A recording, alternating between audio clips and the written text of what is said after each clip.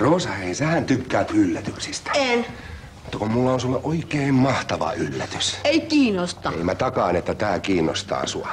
Kun asiat, ne ei ole ollenkaan niin kuin sä luulet. Ja nyt silmät kiinni.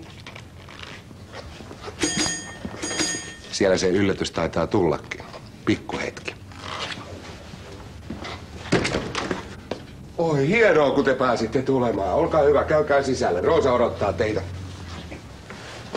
Moi, Roosa. Hei. Te ihan kehtaatte. Senkin muuttuu. Roosa, lopetas nyt. Lopeta! Hei, Roosa, sä oot käsittänyt ihan väärin tän jutun. Roosa. Nekin muuttuu, mennä pois.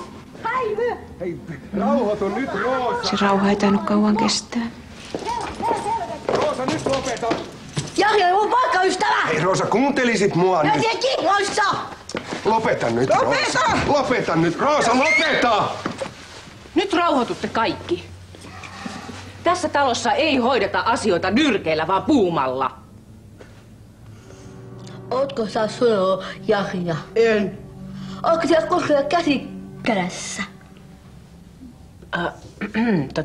Mitä se tarkoittaa, että sinä ja Jari seurustelette?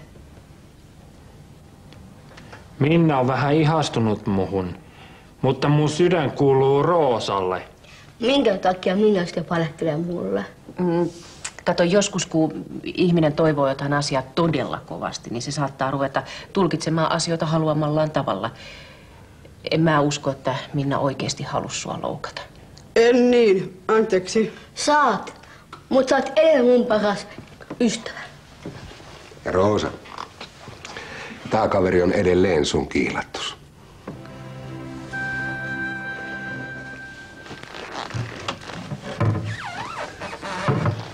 Miksi sä hetit sormuksen pois? Mä oon vihainen.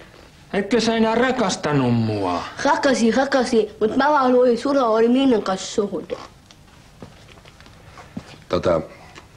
Onkohan teiltä kenties hukkunut tämmönen? On kirjasohmus.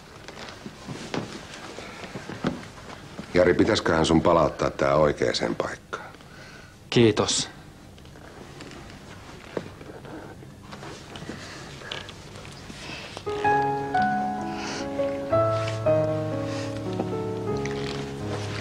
Kiitos, Ismo.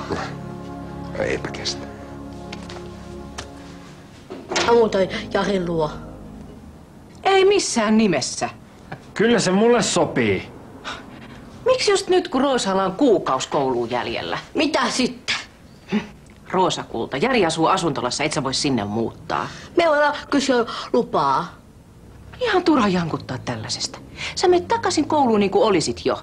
Mä oon aikoja, sä et voi mua määrätä.